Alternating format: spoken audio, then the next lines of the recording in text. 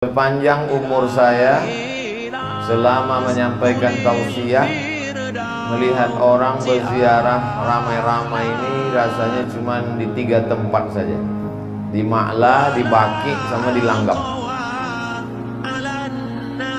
Di Ma'la karena orang haji, di Baqi karena orang ziarah ke makam Nabi, tapi di Langgam merupakan tradisi dan saya pertama kali ikut. Walaupun ceramah ke Langgam sudah beberapa kali, tapi khusus ziarah menjelang Ramadan inilah baru datang pertama kali. Pada kesempatan ini ada 10 poin yang ingin saya sampaikan supaya mudah kita dan anak cucu mengingatnya. Poin yang pertama, kuntu nahaitukum an ziyaratil kubur. Dulu aku melarang kamu ziarah kubur, kata Nabi. Dulu zaman awal-awal Islam dilarang berziarah kubur, karena waktu itu orang ziarah kubur hanya untuk sombong menyombong.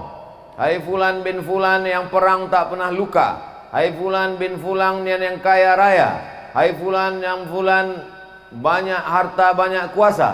Itulah yang disindir Allah dalam surat Alhaakumut Takatsur. Kamu sombong menyombong hatta zurtumul maqabir. Sampai di kubur pun kamu tetap juga sombong menyombong. Tapi kemudian ketika ziarah kubur, turiqul qulub, melembutkan hati, tudmi'ul ain, kalau sudah hati lembut meneteskan air mata, tazkiratan lil maut, mengingatkan kepada mati, maka hadis yang melarang ziarah kubur itu hukumnya mansukh. Mansukh artinya terhapus. Maka kata Nabi, fazuruha, silahkanlah kamu berziarah kubur. Maka Nabi SAW menziarahi kubur ibunya Aminah, dan dia dibawa oleh Aminah menziarahi kuburnya ayahnya Abdullah. Dan Nabi beberapa hari menjelang sebelum meninggal dunia berziarah ke makam sahabat syuhada Uhud.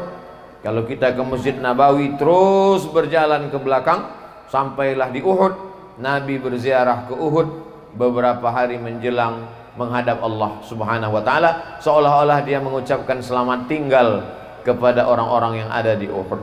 Jadi tentang masalah ziarah kubur tak ada ikhtilaf di antara ulama. Kita boleh berselisih pendapat kalau pada masalah itu ada ikhtilaf. Boleh kata Maliki, tak boleh kata Hambali. Boleh kata Syafi'i, tak boleh kata Hanafi.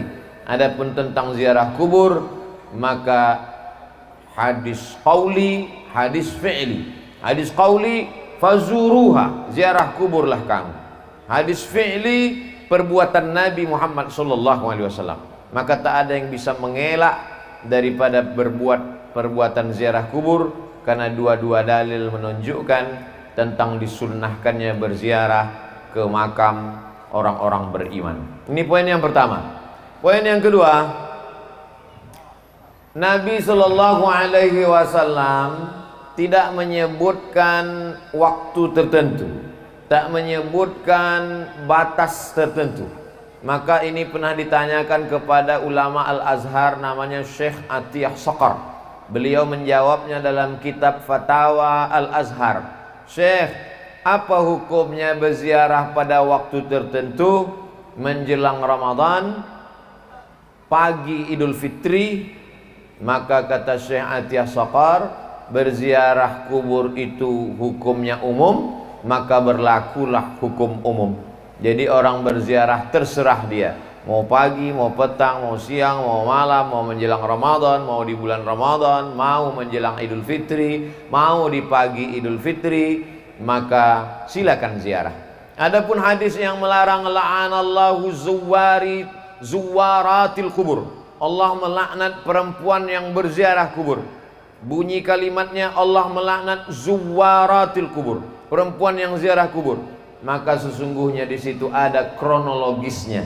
Ada seorang perempuan, anaknya meninggal, lalu dia ziarah pagi, ziarah petang, ziarah siang, ziarah malam untuk mempersedih-sedih diri. Ada seorang perempuan yang suaminya meninggal, diziarahinya tiap hari hanya untuk membuat dirinya semakin berduka, semakin bersedih. Lalu kemudian niyahah meratap, Maka Nabi mengatakan, la'anallahu zuwaratil kubur, Allah melaknat mereka yang selalu ziarah kubur hanya untuk mempersedih-sedih diri. Adapun berziarah kubur untuk mengambil pelajaran, maka sesungguhnya kita amat sangat dianjurkan. Waktunya tidak terikat dengan apapun, maka bebas kapan saja. Hari baik, bulan mulia. Poin yang ketiga, adapun berziarah kubur menjelang Ramadan, maka sesungguhnya bulan mulia ini mesti disambut dengan kesucian hati. Disucikan hati dengan berzikir, tadi sudah. Disucikan hati dengan tabligh akbar pengajian selepas subuh, tadi sudah. Maka disucikan hati dengan mengingat mati. Wa kafa bil mauti wa'iza, cukuplah kematian itu sebagai nasihat. Ada nasihat yang berbunyi menggelegar, khutbah hari Jumat. Ada nasihat yang disampaikan alim ulama dalam bentuk nasihat. Ada nasihat yang tak berbunyi, yang tak bersuara. Ada nasihat yang tak berkata-kata. Nasihat bukan yang dituliskan tinta pena di atas kertas. Nasihat yang tidak bersuara, tak berhuruf. Nasihat itu diam. Nasihat itu adalah kematian. Maka sebelum Ramadan berziarah, supaya hati mengingat mati, maka lebih khusyuk ibadah Ramadannya. Seakan-akan inilah Ramadan yang terakhir. Semakin berziarah di kubur sebelum Ramadan, menguatkan keyakinan bahwa dia akan mati menghadap Allah. Rumah tinggal, kendaraan tinggal, keluarga tinggal, yang dibawa hanya amal. Yarji usnani, yang dua balik ke rumah. Maluhu, hartanya pulang ke rumah. Ahluhu, anak cucu menantu istri suami kawan sahabat andai tolan jiran tetangga, semuanya pulang ke rumah. Wa yabqa wahidun, yang tinggal cuma satu. Wa amaluhu, amal itulah yang tinggal. Jadi hanya dengan mendengar ceramah dari ustadz, kadang masuk telinga kiri, keluar telinga kanan. Bahkan kadang tak masuk sama sekali. Dari telinga kanan mau masuk, dari kanan itu juga dia keluar. Tapi begitu melihat langsung dengan mata, beda antara yang didengar telinga dengan menengok langsung mata. Kenal engkau dengan Ustadz Somad? Kenal. Dari mana engkau kenal? Aku dengar suara ceramahnya. Kenal kau dengan Ustadz Somad? Kenal. Dari mana engkau kenal? Aku tengok balehonya. Kenal kau dengan Ustadz Somad? Kenal. Dari mana engkau kenal? Aku tonton TV YouTube-nya. Tapi begitu melihat langsung berbeda. Begitu juga dengan ziarah ini. Maka sesungguhnya dengan langsung datang ke kubur, duduk di samping kubur, berziarah di kubur, maka kita melihat langsung nyata bahwa orang-orang tua kita itu, maaf beribu maaf, mereka sudah pindah ke alam yang lain, tinggallah semuanya. Maka ini memberikan pelajaran yang lebih dalam daripada hanya sekedar mendengar cerita ceramah. Jadi apa yang kita lakukan menjelang Ramadan ini adalah melembutkan hati supaya Ramadan kita lebih khusyuk, Ramadan kita lebih hikmat, Ramadan kita lebih takut kepada Allah Subhanahu wa taala. Poin yang keempat, bahwa kita disuruh menyambung silaturahim. Silaturahim kadang tak sempat datang karena kesibukan. Tapi dengan ziarah kubur, mau tak mau, suka tak suka, orang langgam yang merantau ke Pekanbaru, ke luar kota, hari ini kembali. Ada ikatan emosional, mengingat ayah, emak, datuk, nenek, mengenang saudara mara, mendengar sahabat kerabat, maka dia balik berjumpa. Mungkin anak cucu sudah tak berkenalan lagi, tapi begitu ziarah kubur, oh anak pakcik fulan, oh anak moman fulan, oh anak fulan, maka sesungguhnya ziarah kubur adalah momen untuk menyambung tali silaturahim. Man ahabba yubsatalahu fi rizqihi, siapa yang mau lapang rezekinya, wa yunsa'alahu fi asarihi, mau dipanjangkan umurnya, falyasil rahimahu, maka hendaklah dia selalu menyambung tali silaturahim. Menyambung tali silaturahim di masjid sudah, menyambung tali silaturahim di pengajian sudah. Hari ini menyambung tali silaturahim kepada anak cucu, sahabat, kerabat, kenalan, orang sekampung yang selama ini tak jumpa. Bertahun-tahun satu kota, sama-sama tinggal di Pekanbaru, bisa tak jumpa. Tapi hari ini di Langgam bisa berjumpa. Kenapa? Karena ada yang dituju, orang yang dikenang, budi baiknya tak dapat dibalas. Maka hari ini Bukan sekadar datuk-datuknya saja yang dulu bersilaturahim dilanggam dalam keadaan hidup. Sekarang anak cucu cicitnya pula datang menyambung silaturahim. Jadi pahamilah bahwa substansi makna dari ziarah kubur ini menyambung silaturahim, merekatkan yang retak, menyambung yang patah, menjauh yang selama ini jauh, mendekatkan kembali dalam momen besar bernama ziarah kubur. Poin yang kelima, tetap menjaga adab-adab ziarah kubur. Ketika sampai di kubur mengucapkan salam. Assalamualaikum ya ahlad diyar minal mu'minin wa inna insyaallahu bikum lahiqun yarhamullahul mustaqdimina wal mustakhirin nas'alullaha lana walakumul afiyah. Alangkah baiknya ditulis. Ini ada pamflet di depan rapat masyarakat Kecamatan Langgam, tempat pemakaman umum Kelurahan Langgam. Tulisan-tulisan lambang Kabupaten Pelalawan, cantik indah. Cuma saya khawatir anak cucu kita tak tahu doa salam ke kubur. Cantik kalau kita tambah tulisan Assalamualaikum ya ahlad diyar minal mu'minin wa inna insyaallahu bikum lahiqun yarhamullahul mustaqdimina wal mustakhirin nas'alullaha lana walakumul afiyah. Rupanya tak ditulis karena orang Langgam sudah hafal semuanya. Ustaz Somad aja yang merasa tak hafal karena sesuatu yang dibuat anak cucu cicit melihat, mereka ambil gambar, mereka share ke kawan sahabat, menjadi amal jariah. Man sanna fil islami sunnatan hasanatan, siapa yang membuat tradisi yang baik, falahu ajruha, dia dapat pahalanya, wa ajru man amila biha, anak cucu cicit yang melakukannya mengalir pahalanya. Siapalah agaknya orang Langgam yang punya ide dulu di awal-awal, dimulai pagi mandi bersih-bersih belimau di tepi sungai, selepas itu mengajak sahabat, kerabat, tetangga berziarah, dilanjutkan anaknya, dilanjutkan cucunya, meninggal dia, mengalir pahalanya karena tradisi yang baik-baik. Siapa pula lah agaknya yang mengajarkan anak cucu tradisi tak baik? Setiap hari lahirnya diundangnya keyboard tunggal, mabuk-mabuk sampai tengah malam, dilanjutkan anak cucunya, mengalir jugalah dosa jariahnya. Maka yang baik-baik mengalir menjadi kebaikan, yang tak baik pun akan mengalir juga. Maka sebelum kita melakukan sesuatu, pikir baik-baik, karena dia akan mengalir sesudah kita mati. Alhamdulillah, hari ini kita sedang melihat bagaimana datuk nenek, orang tua kita dulu membuat sesuatu yang baik, mengalir sampai hari ini. Poin yang keenam, li ayyajlisa ahadukum ala jamratin minan nar, kamu duduk di atas batu dari api neraka, fatuhriqu thiyabahu, duduk di atas batu dari api neraka, apinya membakar baju sampai tembus ke daging, ke tulang, khairun, lebih baik, min an yajlisa ala qabrin, daripada melangkahi kubur. Duduk memijak, maka tetap kita jaga. Kita tetap berada di tepi, samping kiri, samping kanan, bagian kepala, bagian kaki. Kalau nampak anak-anak kita ada menginjak, kita ajarkan. Lebih baik duduk di atas batu dari api neraka, terbakar kulit sampai tulang belulang, lebih baik daripada duduk di atas kubur.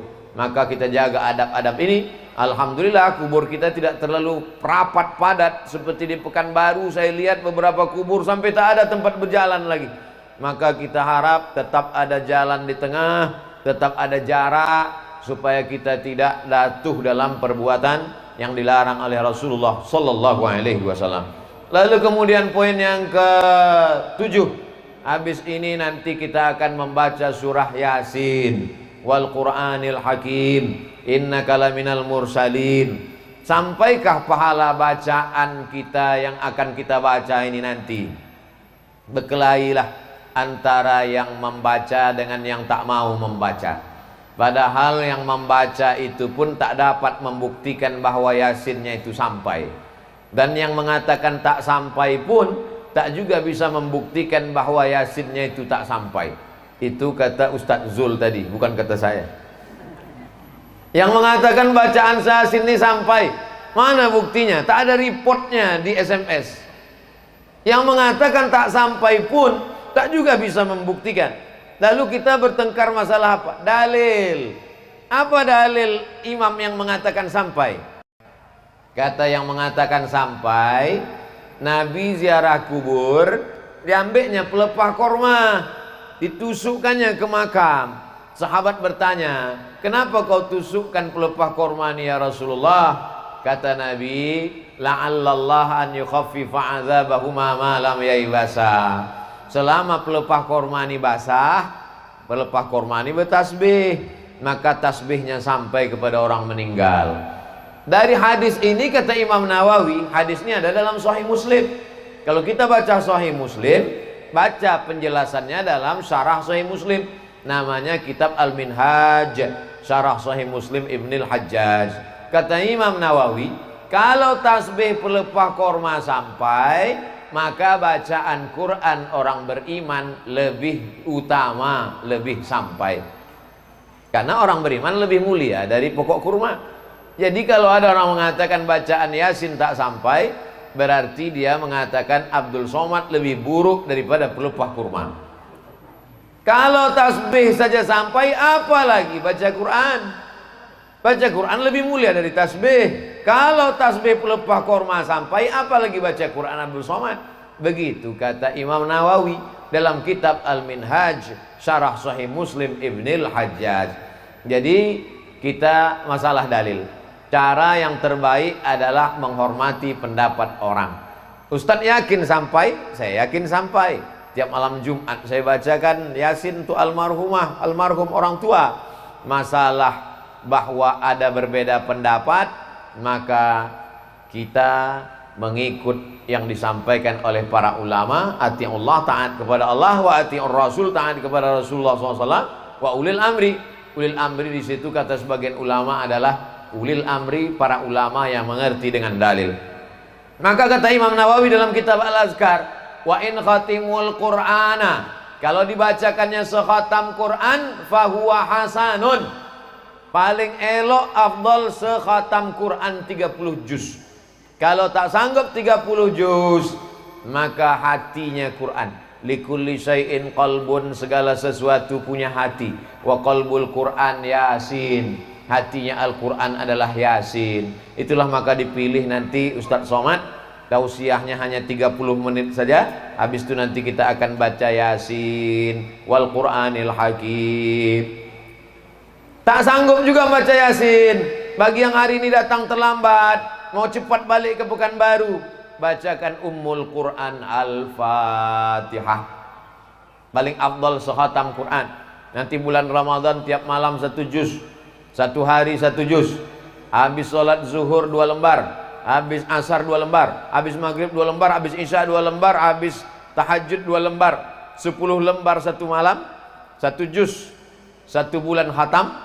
Sesudah itu hadiahkan pahalanya. Allahumma awsil thawaba ma qara'tuhu. Tak bisa pakai bahasa Arab, bahasa Indonesia. Sampaikanlah pahala bacaan Quranku sekhatam. Tak sanggup sekhatam, baca hatinya Quran Yasin. Tak sanggup juga Yasin, paling pendek Al-Fatihah. Fatihah pun tak sanggup juga, hati-hati. Apa yang kita lakukan pada orang tua kita, itu yang akan dilakukan anak kita untuk kita. Apa yang kita lakukan hari ini, dilanjutkan oleh anak cucu kita. Orang yang tak mau mengirim, dikhawatirkan nanti setelah dia mati, anak cucunya pun tak juga akan mengenang dia sebagai balasan. Na'udzubillah. Poin yang ke-9, bahwa orang tua yang sudah meninggal itu macam orang hanyut di sungai. Orang yang hanyut itu semua dia pegang. Rumput yang lapuk pun ditarik. Orang yang hanyut itu semua dia tarik. Galah yang patah pun dia tarik. Begitulah mereka menunggu doa-doa dari anak-anak cucu mereka. Ustadz Abdul Somad kemari kan tak ada keluarga yang punya hubungan nasab di Langgam. Apa sampai doa Ustadz Somad nanti ketika mendoakan datuk nenek keluarga kami yang ada di Langgam? Sampai. Mana dalilnya? Aisyah ketika ziarah ke makam Baqi di Madinah, kata Nabi, doakan mereka Aisyah, assalamualaikum ya ahlad diyar, keselamatan untuk kalian wahai penghuni kubur. Padahal Aisyah tak punya hubungan dengan mereka yang ada di Madinah. Itulah dalil menunjukkan bahwa doa sesama orang beriman sampai. Adapun orang mengatakan yang sampai hanya 3 saja.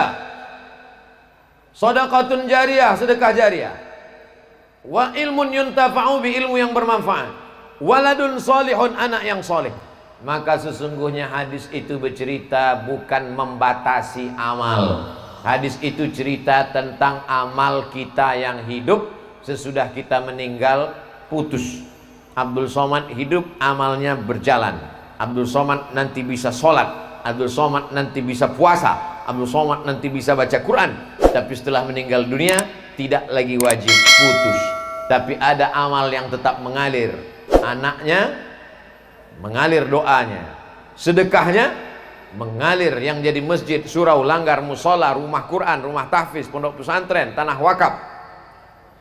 Ilmunya diamalkan jamaah mengalir. Jadi maksudnya amal kita mengalir. Adapun amal orang hidup kepada orang meninggal dunia, maka tak ada ikhtilaf.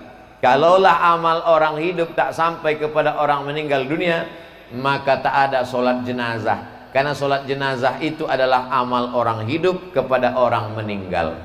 Kalau ada orang nanti menolak, jangan kau doakan karena doamu tak sampai. Kalau begitu nanti dia mati, jangan disolatkan jenazah, karena solat jenazah adalah doa orang hidup kepada orang meninggal. Abdul Somad meninggal dunia, lalu kemudian orang langgam datang mendoakan, Allahumma ighfir lahu warhamhu wa'afi. Allahu Akbar, Al-Fatihah. Allahu Akbar, salawat. Allahu Akbar, Allahumma ighfir lahu warhamhu wa'afi wa'fu anhu. Allahu Akbar, Allahumma la tahrimna ajrahu. Maka takbir kedua dengan takbir ketiga dengan takbir keempat, takbir yang pertama baca Quran, Al-Fatihah, itu menunjukkan Al-Fatihah sampai.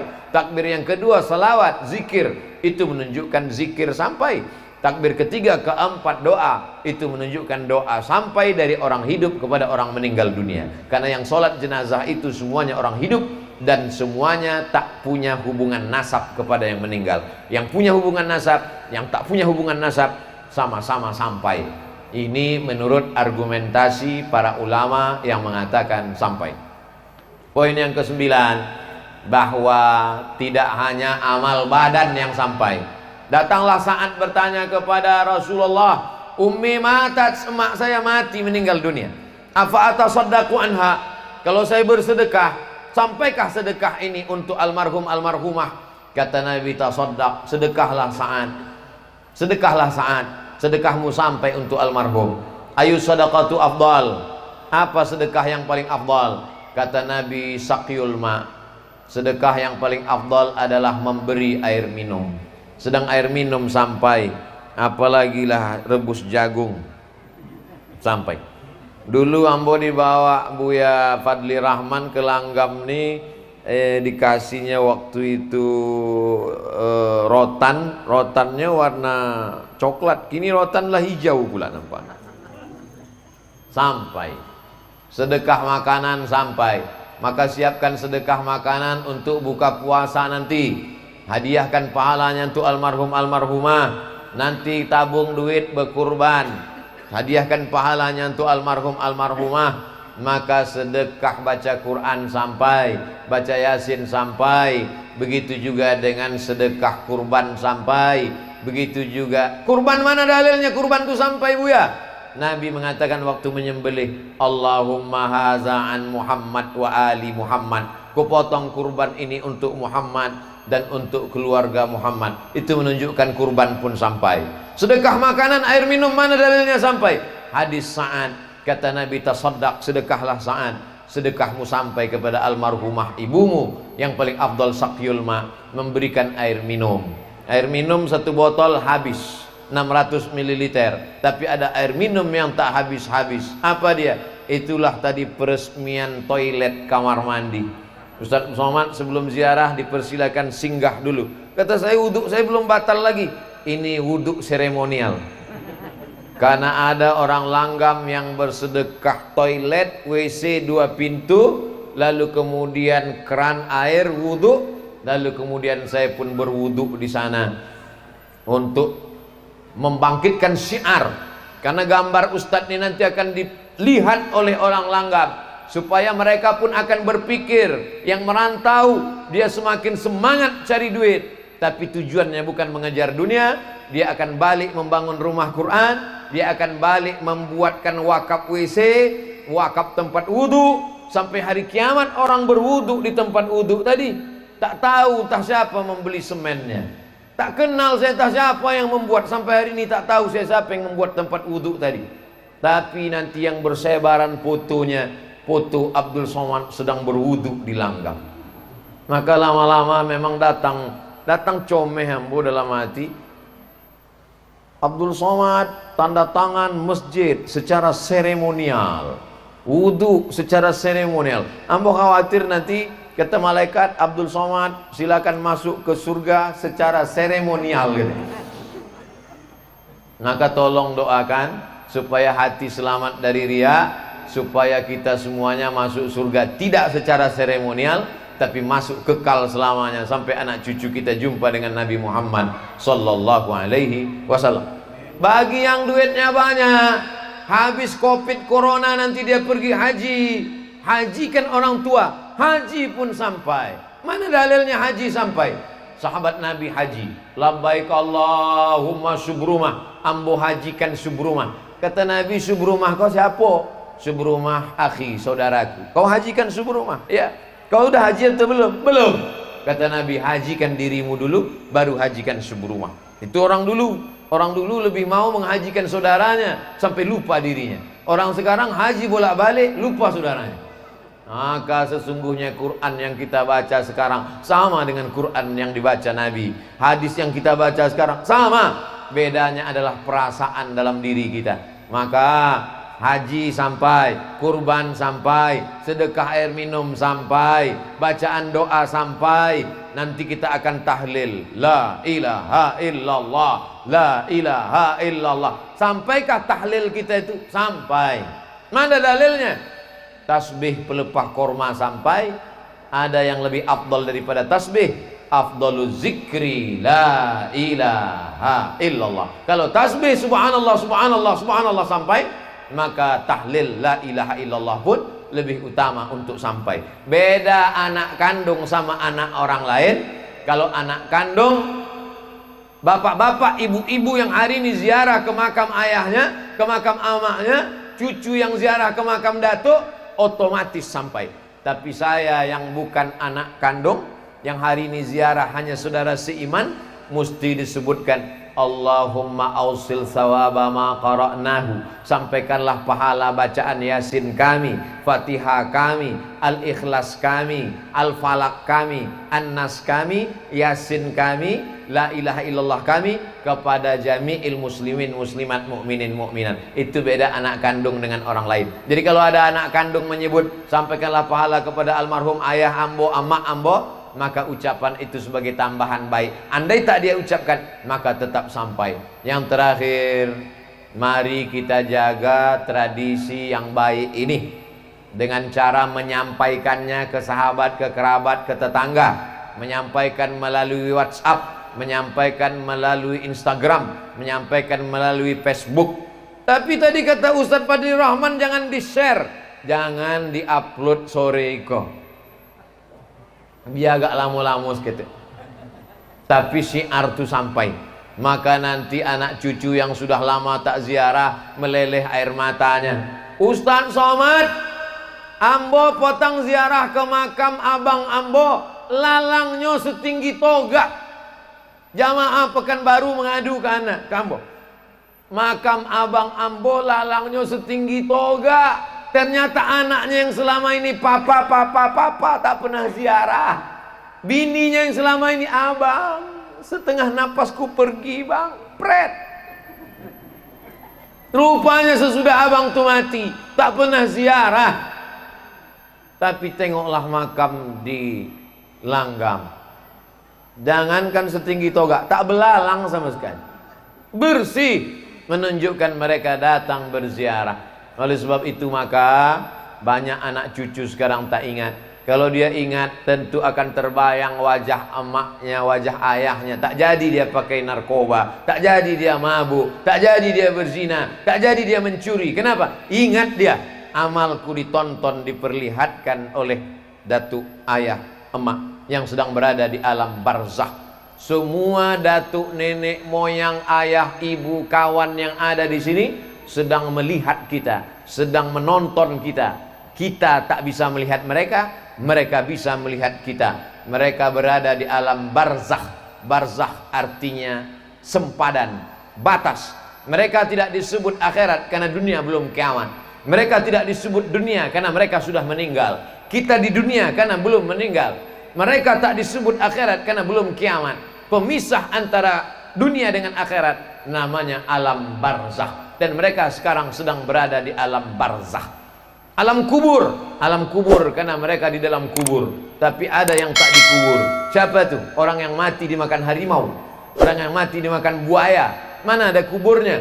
Maka mereka berada di alam barzakh sampai masanya nanti mereka akan dihidupkan lagi. Itulah maka dibaca surat Yasin, karena dalam Yasin itulah diceritakan bahwa yang mati akan hidup lagi. Cukup dengan satu perintah, innama amruhu iza arada syai'an ayakula lahu kun fayakun. Kita akan bangkit nanti menghadap Allah Subhanahu wa taala. Silakan mabuk, silakan mencuri, silakan makan haram, silakan hidup macam jadi Firaun, silakan menjadi orang yang angkuh dan sombong, tapi ingat, kau akan mati dimakan cacing tanah. Yang kekal abadi hanya amal soleh. Tanah yang kau wakafkan, masjid yang kau bangun, rumah Quran yang kau buat, anak yatim yang kau sekolahkan, anak cucu yang dimasukkan ke pesantren, program agama yang dikembangkan, itu sajalah yang mengalir sesudah kematian. Itulah 10 poin, mudah-mudahan bermanfaat. Sesuai dengan janji 30 menit, mari kita khusyuk, dibimbing oleh Tuan Imam, tahtim, tahlil, zikir dan yasin.